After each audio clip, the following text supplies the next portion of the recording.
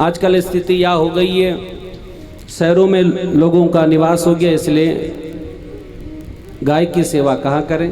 तो जहाँ पर गाय की सेवा होती हो, धन के द्वारा भी आप गाय की सेवा कर सकते हैं। लेकिन आजकल लोग ना गाय के नाम से धन तो बहुत इकट्ठा कर देते, लेकिन गाय की सेवा नहीं हो पाती। बहुत बार हमने ऐसी स्थिति देखी है, गौशाला में गए, बहुत बड़ा नाम था, वहाँ पर बेचारी गायों की हालत एकदम से दुबली पतली।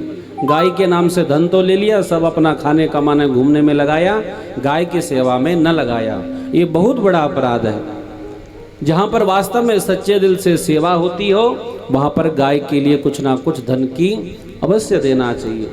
ये भी ना हो सको तो जिनके पास जगह हो वो अवश्य घर में गाय को रखें। गाय भी कौन सी, अमेरिकन नहीं। लोग तो आजकल अमेरिकन गाय की सेवा करके समझते हैं कि हम गाय की, क्योंकि लोगों को हर चीज में फायदा चाहिए होता है। कुछ कार्य फायदे के लिए नहीं, कुछ कार्य धर्म के लिए भी करने चाहिए।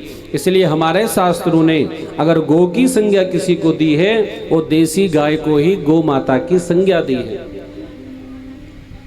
जिनके घर में गाय बंधी होती है, उनके घर में अगर कोई कष्ट आना वाला हो तो गाय के आंखों से अश्रु निकल जाते हैं। बेचारा ये मेरी सेवा कर रहा है, इसके कष्ट मुझ पे आ जाएं, लेकिन इसको किसी प्रकार का कोई कष्ट ना आए।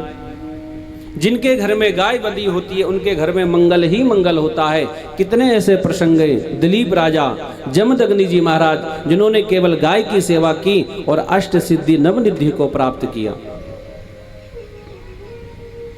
इस भारतवर्ष पर भगवान का भी अवतार हुआ, लेकिन मलमूत्र उनका भी पवित्र नहीं माना गया। केवल गौ माता ऐसी है जिसके गोबर में लक्ष्मी का निवास है, गोमूत्र में गंगा का निवास है। हम भारतीयों के 16 संस्कार होते हैं और जन्म से लेकर मरण तक गौ माता की आवश्यकता होती। बालक का जन्म हुआ, जब तक पंचगव्य का प्राशन नहीं करोगे तब तक उसकी शुद्धि नहीं हो सकती। हवन करोगे तो गाय के गोबर से लिपोगे।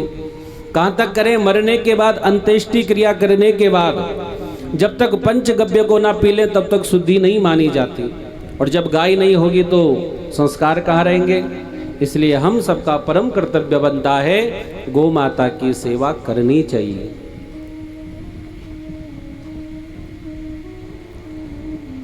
अलग अलग देवता की सेवा करने से अलग अलग देवता प्रसन्न होंगे।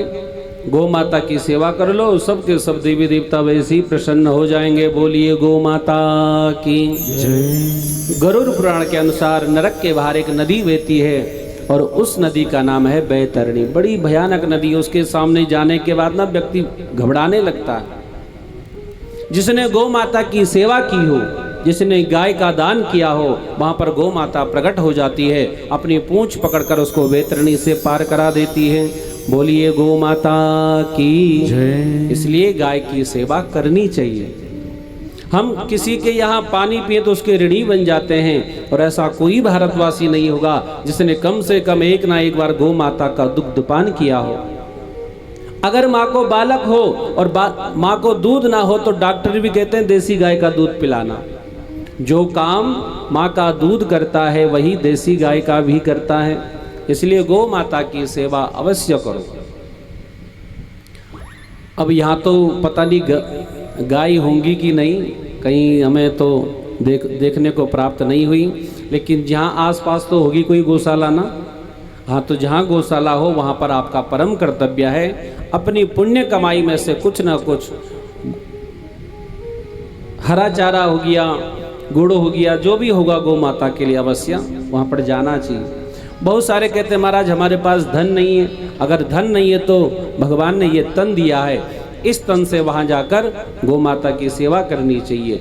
एक दिन सप्ताह में एक दिन ऐसा निकालो जिस दिन अपने आप जाओ गौशाला में और गौ माता की सेवा अपने हाथों से भी करनी चाहिए। श्री गौ माता की जय। ग्रहण के समय, ग्रहण दो होते हैं, सूर्य ग्रहण और चंद्र ग्रहण।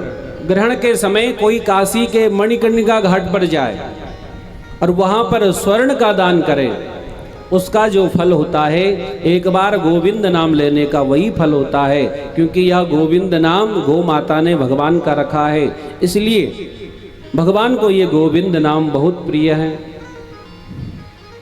इसलिए आप लोगों से प्रार्थना है, गौ माता की सेवा करनी चाहिए, अवश्य अवश्य करनी चाहिए। शास्त्र कहते हैं पहली गाय किसके नाम से? किसके नाम से? कुछ तो बोल दो। गाय के नाम से। अब गाय तो होगी नहीं, तुम जाओगे, अगर तुम्हारा जो पड़ोसी होगा उसकी गाय होगी, उसको तुमने रोटी खिलाई और उसकी गाय ने दूध देना बंद किया, सोचेगा पता नहीं क्या टोना टाना करके ले आया, भले तुमने रोटी खिलाई सच्चे दिल से। आजकल क्या हो गया, सब ऑफिस वाले हो गए। वो कहता है, एक तो उठता बहुत देर से उठेगा, फिर कहा जल्दी से मेरा टिफिन तैयार करो और मैं जी जाने दो। तो बेचारे को जल्दी जल्दी में पहली रोटी किसको खिला दी? पति को खिला दी, तो पति को गाय जैसे सीधा बना दिया। और लास्ट की रोटी किसके लिए होती है? इसलिए जो शास्त्र का नियम है इनका हमें पालन करना चाहिए। एक बार की घटना सुनाएं आपको। वृंदावन में थे, आश्रम में रहते थे, एक पंजाब की मैया आई। पंजाब के लोग मोटे तो होते ही हैं खूब, वो मैया बहुत मोटी थी। वो मैया हमसे कहने लगी, पंडित जी वृंदावन में ना कहीं दूध नहीं मिल रहा। हमने कहा मैया वृंदावन में दूध नहीं मिल रहा, हमारे यहाँ बहुत गई है, बताओ कितना दूध चाहिए। फिर कहा इधर आओ, हम उनके पास गए। मैया कहने लग गई, दूध मिल तो रहा है, गाय का मिल रहा है, और हमें ना भैंस का दूध चाहिए। हमने कहा क्यों? वो मैया कहने लग गई, गाय का दूध पतला होता है और भैंस का दूध मोटा होता है। मैंने उससे बोला तो नहीं, लेकिन मन में सोचा पहली तो इतनी मोटी है और भैंस का दूध पीकर क्या ऊपर जाएगी। श्री गोविंद भगवान की जय। इसलिए अवश्य गौ माता की सेवा करनी चाहिए। जय गोविंदा गोपाला मुरली मनोहर नंदलाला। जय गोविंदा गोपाला मुरली मनोहर नंदलाला। जय गोविंदा गोपाला मुरली मनोहर नंदलाला। जय गोविंदा गोपाला मुरली मनोहर नंदलाला। मेरो मुरली मनोहर नंदलाला।